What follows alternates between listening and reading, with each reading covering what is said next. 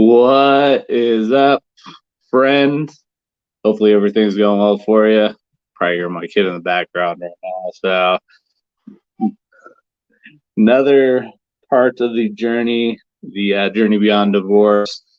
But I was working on a post today, and it was our latest post for Two Native Sons, both on Facebook and Instagram.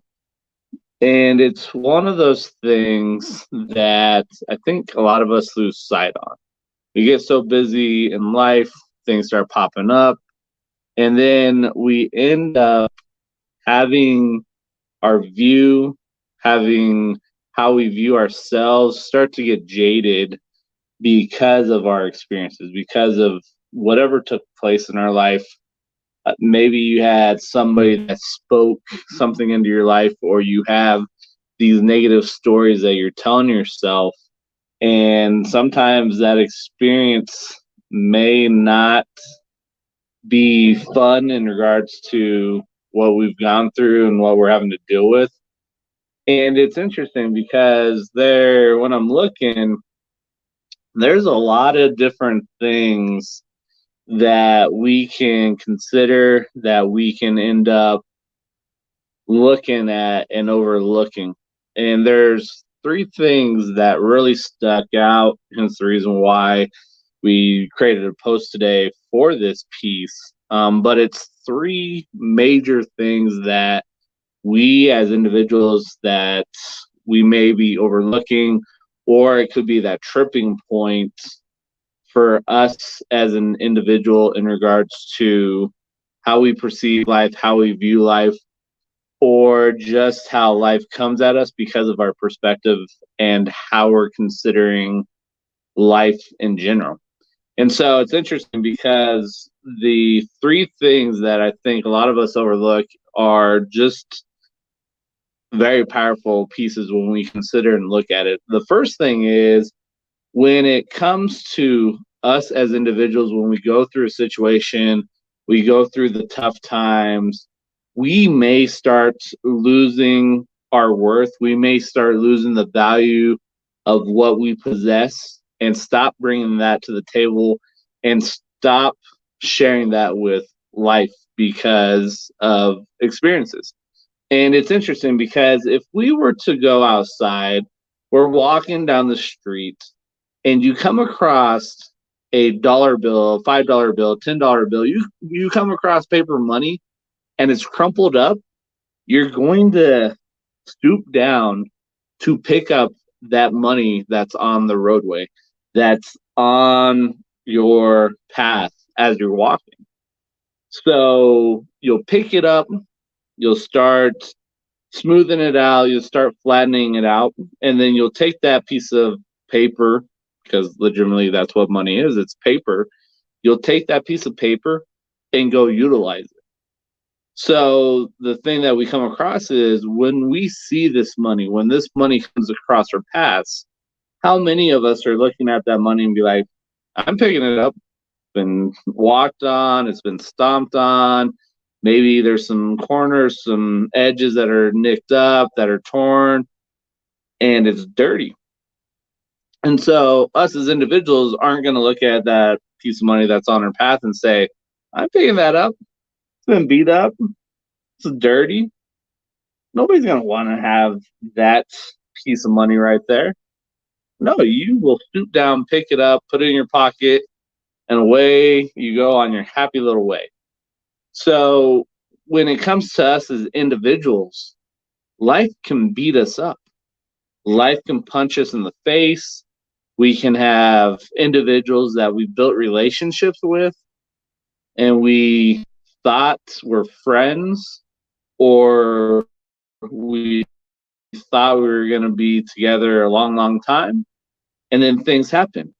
Words are spoken, stories are said, stories start bubbling up in your mind, and you start believing the shit that other people tell you, or you start believing your own shit that you tell yourself through these stories that start bubbling up, through these stories that you create and say that it is your own. because of what somebody else is telling you, because you have the issue of the story that you're telling yourself and that belief that you have because of how things have been imprinted into us growing up, or the environment that we've been part of, the social situation that we've been part of. And then over time, it's like an onion. Over time, garbage just layers up upon your true core as an individual. And then you just have this garbage, this shit, these layers that just pile and pile and pile. And then all of a sudden, you've got this big old ball of garbage, of false beliefs, of wrong stories that are surrounding your core and surrounding the value that you possess, that you need to bring and share to the world, that you need to share with others. So we have to start working on filling back those layers. We've got to start chiseling away at the layers of garbage that has been created and is surrounding our core message, our core value that we bring to others, to society. So when you think about that, you see that dirty piece of money, that dollar bill, $10 bill, $100 bill that's laying on the ground, you still pick it up and you still utilize it. So you as an individual, you have value that's inside of you that you just got to pull away and then bring forth to the forefront to share it with others.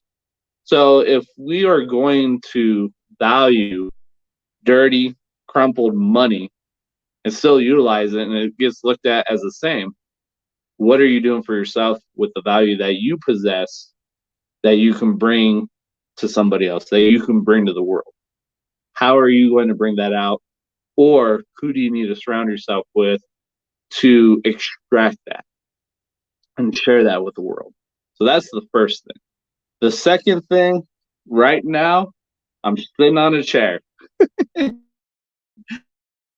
And so it's interesting because when we come and sit down at a table or you go sit in the living room, how many of us are looking at that chair, taking a look and testing it, making sure nothing's wrong with it?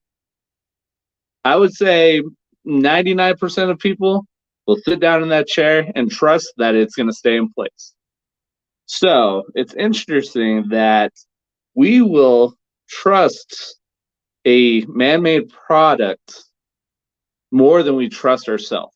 So when you think about that, you come across and you go to that chair, how many times are you testing it out? How many times are you pulling it out? How many times are you sitting down, rocking on it a little bit, see if it's got some wiggle? Or are you just going to sit in it and just go along on your journey there in the chair?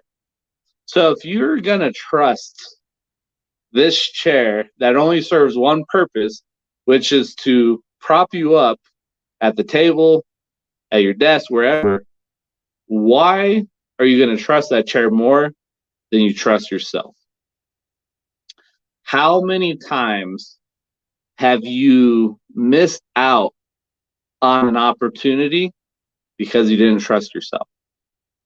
How many times have you gone into a situation, didn't trust the situation because you're comparing what happened in a previous situation, even though the situation that you're in is completely different, but you're looking at the past previous situation and bringing that forward and saying, because it happened here, I'm going to bring it forward and not trust this situation. How many times have you felt that gut feeling stirring up inside of you and it's speaking to you and saying, go forward to whatever it is? Trust. You feel comfortable, but then you don't trust yourself because of what happened in the past. How many of you are allowing previous relationships, previous situations to dictate what happens going forward? What takes place in a future situation because of the past? How many of you are allowing the past to dictate the future? how many of you are that individual that you'll sit down in a chair without batting an eye? You sit down and you're like, all right, cool. You don't even give a second thought to that chair. So if you're going to trust a chair that much, why do you not trust yourself in situations? What do you need to do to flip your trust in yourself to experience the full breadth of what life is bringing you?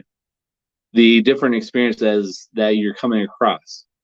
How many of you need to work on trusting yourself in those situations? Like you trust that chair. Number 2 there. Then the last one that I have to laugh at is the idea of a vending machine. When you go to a vending machine, you don't walk up to the vending machine and say, hey, I want that bag of chips in there, but I see it's $1. I'm going to give you 50 cents and I expect the full bag. We don't go up to a vending machine and tell the vending machine what we're going to do and expect the full results of what's sitting in there, but we're only going to give half price to what the price is for that product. So how many of you are approaching life the same way, where you don't give a full commitment, you don't put in the full effort, that you don't go and push past your comfort zone to get into embracing the fear and understanding that beyond fear is where life is at, where your full experience to live life fully is in the zone of fear and past. So it's interesting because how many of you are living life where you're going to give half commitment to life, but expect life to give you full results? So if you think about that, why are you not going to do that with the vending machine or the gas station, wherever you're going to go get a product? And you don't go in there and negotiate with it and say, I will give you 50 cents for a product that's $100, and I expect paying half price to get the full thing. So it's the same thing here with life. How many are you approaching life and getting there and saying, I expect full results of what life is going to give me, but I'm only going to give half-ass results. I'm only going to give half-ass effort. And it's interesting because maybe you don't want to put out the full effort because you're scared of this idea of failure, that you're like, if I don't go full bore, if I don't give full effort to the situation, then failure can't happen. I can reduce the effects of missing that goal, of missing that target, because I decided to go half. Even though my goal is up here, I'll go half and I'll protect myself. I'll give myself a little cushion that I can land on and say, well, I didn't give full effort, so that's why I didn't hit my goal. No, screw that shit. Go for the full gusto. If it happens that you fail, awesome. Say thank you for that time of failure. Say thank you that you had the opportunity to go try something different and experience the opportunity for growth and progression to take place. Failure is not a bad thing. Failure is one of those ultimate gifts to you as an individual that's going to open up the door for growth and progression. And so maybe you've had the divorce. Maybe you've experienced an expired relationship. Maybe you've experienced heartbreak. And so you may look at those situations as failure, that it should not have happened, that you beat yourself up because of this idea that you felt. But guess what? You know what? Instead of looking at it as a bad thing, look at it as, what can I do to grow from that situation? What can I do to progress and become better than I was previously? Or maybe there was something in that situation that you were lacking in. And so, because of the loss of the relationship, the death of the relationship, the divorce, the expired relationship, there's something in there that now you've got to push outside of your comfort zone and see what it was that is present for you, to take as a gift, as a lesson, run with it, and grow. Maybe there was something in that previous relationship that you just didn't give your all, or you really weren't the greatest in that situation. And now you have an opportunity to grow, learn from that situation, and progress to become a better individual than what you were prior. So those are the three things, I think, three major tripping points that people end up falling over on their journey. And so it's one of those things that when you look at it as my friend and you're listening, do you struggle with understanding or embracing your value? Do you struggle to embrace trusting yourself? Or do you struggle with giving a full commitment to receive the full results? Or are you one that's trying to half it and say, I'll give half, I want the full thing? So when you think about it, what is it for you as an individual that you struggle with the most? And what would life look like if you looked at that and said, let me work on making that stronger? Let me love myself, be able to look at myself in the mirror and say, thank you for who you are. Thank you for the value that you bring into my life and into the lives of others. Or maybe you need to work on trusting yourself, because you're allowing previous situations, previous experiences to dictate future experiences, future situations. Or maybe you're scared to go full out and give your full effort to a situation to get the full experience of living life and what life wants to provide you, but also to obtain the life that you desire, that you see and you dream of.